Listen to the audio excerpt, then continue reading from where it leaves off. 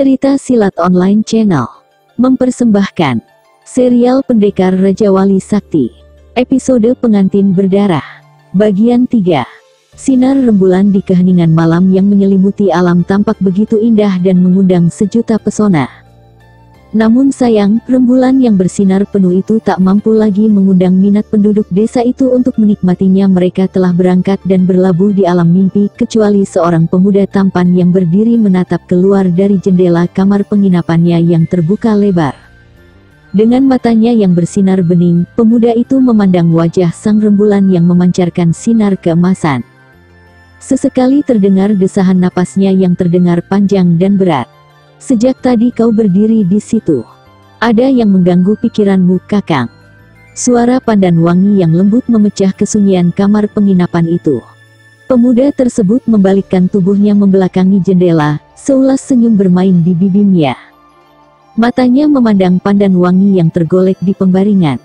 Rambut hitam lebat panjang, terurai indah menambah pesona yang telah dimiliki gadis itu. Pandan wangi membalas senyuman itu, dan sinar matanya menampakkan kehangatan. Kebersamaan yang selalu dilaluinya, membuat gadis itu tak lagi merasa malu dan kikuk berduaan di kamar bersama pemuda tampan yang tak lain adalah Rangga. Dia merasa tak memiliki jarak lagi dengan lelaki tersebut. Dia juga tak akan menolak jika Rangga mencumbunya. Namun setiap kali perasaan itu bergejolak dan menggoda di dadanya, setiap kali itu pula dia harus menelan kekecewaannya. Rangga seolah tak punya keinginan sedikit pun untuk melakukannya. Pandan wangi menggerakkan tubuhnya. Gerakan tubuh yang gemulai itu sedikit membuat jantung Rangga berdetak kencang. Pandan wangi seperti sengaja berbaring miring, hingga lekuk pinggulnya begitu indah dipandang mata. Seperti sengaja pula, gadis itu membiarkan bagian belahan baju di dadanya sedikit terbuka. Buah dadanya yang mengembung mengintip keluar mengundang gairah. "Kalau sudah mengantuk tidur saja," kata Rangga mencoba mengalihkan perasaannya. "Kau tidak tidur, Kakang?" Lembut suara pandan wangi. "Tidak," Rangga menjawab pelahan. Pendekar Raja Wali Sakti itu membalikkan tubuhnya kembali menatap keluar. "Sejak kembali siang tadi, kau kelihatan berubah. Aku yakin ada sesuatu yang kau pikirkan," kata pandan wangi seraya beringsut. Dia duduk memeluk lututnya di tepi pembaringan. "Kau yakin?" tanya Rangga sambil membalikkan badannya kembali. "Apa aku harus menebak?" Rangga mengangkat bahunya, dan kembali membalikkan tubuhnya menghadap jendela. Kedua tangannya bertopang pada kayu jendela yang terbuka. Apa yang tersirat di hatinya adalah mengakui kebenaran dugaan pandan wangi. Peristiwa yang dialami Ki Sukirah masih membekas dan membayang di hatinya, belum lagi sikap anak gadisnya yang ketus dan seperti tak menganggap apa yang telah dia lakukan untuk ayahnya. Dan semua yang mengganggu pikirannya, diperhatikan benar oleh pandan wangi. Gadis itu mempunyai naluri dan perasaan yang tajam. Kebersamaan telah membuahkan perasaan seperti itu di antara mereka. "Sore tadi aku mendengar ada beberapa orang mencarimu. Mereka memang tidak menyebutkan namamu, tapi dari ciri-ciri yang mereka katakan, aku yakin Kakanglah yang telah mereka cari," kata pandan wangi. "Berapa orang?" tanya Rangga tetap memandang keluar lewat jendela. "Banyak juga, ada sekitar 10 orang." Gadis itu bangkit dan menghampiri Rangga. Dia berdiri di samping pendekar Raja Wali Sakti itu. Pandangannya juga mengarah keluar yang diliputi sinar rembulan yang tampak mulai redup. Sunyi, tak terlihat seorang pun di luar sana. Hanya pelita kecil saja yang kelihatan berkelap-kelip dari rumah-rumah di sekitar penginapan ini. Kesunyian malam itu mendadak terpecah oleh suara derap langkah kaki kuda. Dan tempat Rangga dan pandan wangi berdiri, terlihat jelas serombongan orang berkuda seperti mengontrol dan mengawasi keadaan di sekitarnya. Rombongan orang berkuda itu berhenti tepat di depan penginapan. Terlihat oleh dua pendekar muda itu, salah seorang dari mereka melompat turun dari punggung kudanya. Laki-laki tua yang berbaju merah itu melangkah masuk ke penginapan. Sementara yang lainnya menunggui di atas punggung kudanya masing-masing. Beberapa saat lamanya suasana di luar penginapan itu hening. Rangga terus memperhatikannya hingga lelaki itu keluar lagi diringi pemilik penginapan. "Ayo, kita kembali. Anak setan itu tidak ada di sini," kata laki-laki tua berbaju merah yang tak lain Demung Pari. Ingat Ki Parung, kalau kau melihat orang yang telah kusebutkan ciri-cirinya tadi, cepat kau beritahu aku, mengerti? Hamba pasti akan melaporkannya, Gusti, sahut Ki Parung pemilik rumah penginapan itu. Demung Pari melompat ringan ke atas punggung kudanya. Rombongan yang berjumlah 10 orang itu segera menggebah kudanya meninggalkan Ki Parung yang masih berdiri memandang kepergian mereka. Mereka mencarimu, Kakang, kata Pandan Wangi yang sejak tadi turut memperhatikan. Rangga hanya bergumam pendek. Dalam keremangan cahaya rembulan, Rangga masih bisa mengenali kalau salah seorang di antara mereka adalah orang yang sempat bentrok dengannya setelah gagal menganiaya Ki Sukirah. Rangga mengerutkan keningnya. Dilihat dari pakaiannya, mereka seperti para prajurit kerajaan. Apakah mereka orang-orang kerajaan? Kerajaan mana? Perkampungan ini tak lebih dari sebuah kadipaten. Tentu ada persoalan, hingga mencarimu, kata Pandan Wangi setengah bergumam. Memang, desah Rangga pelahan. Kenapa tidak kau ceritakan? Rangga lagi-lagi tersenyum, senyum yang menampakkan godaan. Seolah-olah memberikan teka-teki yang harus ditebak sendiri oleh Pandan Wangi.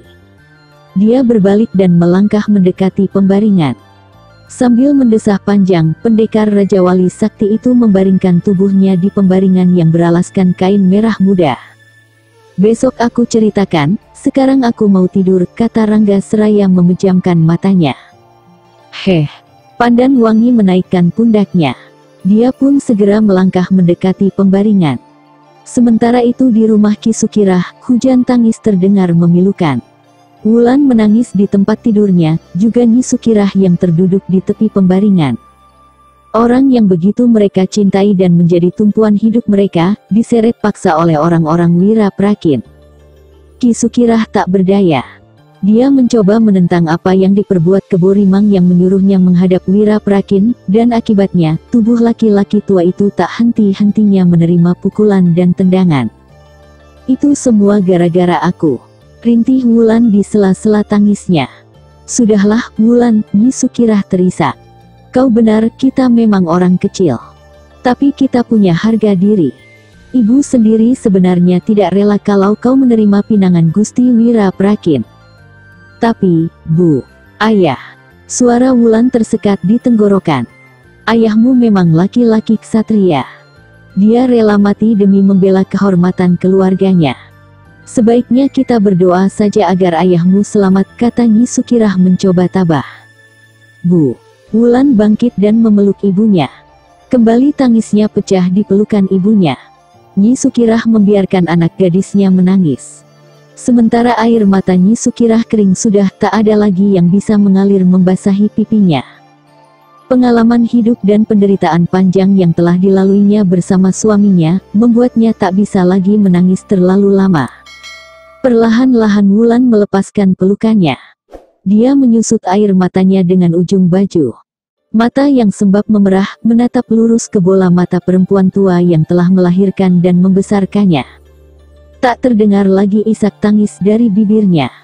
Ketabahan hati ibunya seolah menyadarkannya bahwa nasib tak perlu ditangisi, melainkan harus diubah sekuat tenaga dengan kemampuan sendiri. Keringkan air matamu, Wulan. Tegarkan hatimu menerima cobaan hidup. Ibu yakin, Tuhan Yang Maha Kuasa akan menolong umatnya yang imah, kata Nyi Sukirah pelan. Bibirnya yang keriput pucat menyunggingkan senyum bergetar. Lagi-lagi Wulan menyusut air matanya. Sekuat tenaga dia mencoba untuk tidak menangis lagi. Kata-kata lembut ibunya seperti membuatnya terbangun dari mimpi buruk. Dia sadar tak seharusnya dia menangis terus karena semua yang terjadi berawal dari dirinya sendiri. Seharusnya dialah yang lebih tabah dan tegar menghadapi semua ini. Wulan menguruki dirinya sendiri yang begitu lemah. Berani mengambil dan menentukan sikapnya tapi tak berdaya dan lemah akan akibatnya. Maafkan Wulan, Bu, desah Wulan lirih. Sudahlah, cepat atau lambat Wira Prakin pasti akan membawamu juga. Tidak, lebih baik aku mati daripada menjadi istri tua bangka Wira Prakin, geram Wulan. Itu bukan jalan yang terbaik, Wulan. Apapun alasanmu, perbuatan nekat seperti itu jelas tak akan membuat lega orang yang kau tinggalkan. Lalu, apa yang harus kuperbuat, Bu? Entahlah, Wulan. Mungkin yang terbaik berserah diri pada kekuasaan Tuhan. Aku akan melawan mereka, Bu, tegar nada suara Wulan. Dengan cara apa? Tanya Nyi Sukirah. Wulan terdiam. Dia sendiri tidak tahu apa yang diperbuatnya. Dia sadar benar siapa dirinya, seorang gadis dusun yang tak punya kekuatan dan kesaktian apa-apa. Nyi Sukirah pun terdiam. Dia memaklumi benar kalau ucapan anaknya keluar dari hatinya yang kalut. Wulan bangkit dari pembaringan. Dia melangkah mendekati jendela yang terbuka sebagian. Tangannya mendorong daun jendela agar terbuka lebih lebar. Kedua bola matanya menatap lurus pada sang Dewi Malam yang bersinar penuh memancarkan cahaya indah keemasan. Namun di mata Wulan, cahaya bulan itu begitu redup, seakan ikut berduka akan nasib yang menimpa dirinya. Kang Dimas. Wulan mendesis lirih. Gadis itu teringat satu nama. Ya, hanya pada Dimas dia bisa mengadu. Hanya pada pemuda yang dicintainya itu dia bisa berlindung. Hanya Dimas satu-satunya harapan Wulan yang akan bisa mengatasi kemelut yang kini tengah menimpa dirinya. Bu, panggil Wulan seraya berbalik. Nyi Sukirah memandang wajah putrinya yang kini mulai nampak bersinar dan ada cahaya harapan. Dia sudah mantap dengan kata-kata hatinya yang mendadak saja muncul begitu nama Dimas bergetar di lidahnya. Ada apa? Tanya Nyi Sukirah lembut. Kira-kira Kang Dimas di mana ya? Wulan seperti bertanya pada dirinya sendiri. Untuk apa kau bertanya begitu? Nyi Sukirah bertanya tak mengerti. Tapi hati perempuan itu sudah bisa meraba kemana arah ucapan anaknya. Aku ingin mencarinya, Bu, kata Wulan. Wulan. Nyi Sukirah menggeleng-gelengkan kepalanya. Naluri keibuannya begitu tersentuh oleh tekad anaknya yang muncul tiba-tiba. Hubungan antara Wulan dan Dimas memang bukan rahasia lagi. Semua orang tahu itu. Juga mereka tahu sejarah hidup Dimas yang kelam. Kakak perempuan satu-satunya pengganti orang tuanya yang telah tiada, mati terbunuh setelah lebih dulu diperkosa secara bergiliran oleh 5 laki-laki berandal. Tidak ada yang melihat kejadian itu, kecuali Dimas sendiri. Sejak peristiwa naas yang menimpa kakak perempuan satu-satunya itu, Dimas lantas menghilang dari desa ini. Dan saat orang sudah melupakan peristiwa 15 tahun yang silam itu, Dimas muncul kembali. Dia datang pada Ki Sukirah dan keluarganya, keluarga yang memberinya hidup meskipun hanya untuk sekedar sesuap nasi. Ki Sukirah puluhan tahun silam memang termasuk orang yang cukup berada dan terpandang di desanya. Namun nasib hidupnya benar-benar bagai roda pedati yang berputar. Nasib tragis menimpa dirinya, dia jatuh miskin setelah hartanya dirampas oleh Wira Prakin dan orang-orangnya. Dia tak punya daya untuk melawan. Rumahnya kini dijadikan tempat tinggal Wira Prakin, dan terpaksa Ki Sukirah dan keluarganya menempati gubuk reot yang dulunya ditempati Dimas dan kakak perempuannya. Mengingat kejadian itu, hati Nyi Sukirah kembali terasa remuk redam. Ingin rasanya dia berbuat yang sama seperti yang diinginkan anaknya, mati meninggalkan dunia yang begitu kejam menderanya. Dan itu memang kesalahan suaminya. Ki Sukirah kalah main judi dengan Wira Prakin, terus kalah dan kalah, hingga kemiskinan kini setia menemani kehidupannya. Dan kini keganasan siap menerkam mereka ke angkara murkaan Wira Prakin atas penolakan pinangannya pada Wulan. Sepanjang malam yang larut hingga menjelang dini hari tak sekejap pun Wulan bisa memejamkan matanya. Seperti ada kekuatan dan dorongan yang menggerakkan hatinya, manakala benaknya terisi oleh bayangan Dimas kekasih hatinya. Ya, kekuatan dan dorongan untuk lari dari kenyataan yang tak berapa lama lagi akan dihadapinya, menjadi istri Wira Prakin. Tepat ketika terdengar oleh telinganya suara ayam jantan berkokok, Wulan merangkak turun dari pembaringan. Sebentar dia duduk di tepi pembaringan, kemudian melangkah turun mendekati lemari kayu. Pelan-pelan Wulan membuka lemari pakaiannya, lalu mengeluarkan beberapa potong pakaian, dan membuntalnya dengan kain. Hatinya sudah bulat, dia harus meninggalkan tanah kelahirannya, meninggalkan kedua orang tua yang teramat dicintainya. Pelan-pelan Wulan melangkah keluar dari kamarnya.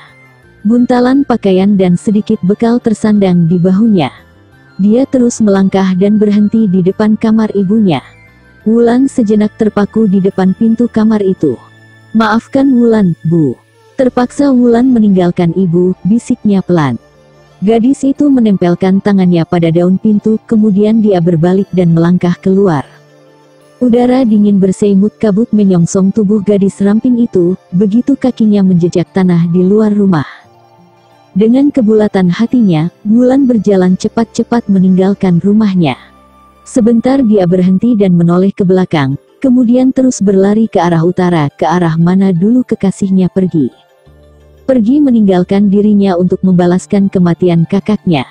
Kegelapan malam masih menyelimuti sekitarnya. Matahari belum lagi menampakkan diri.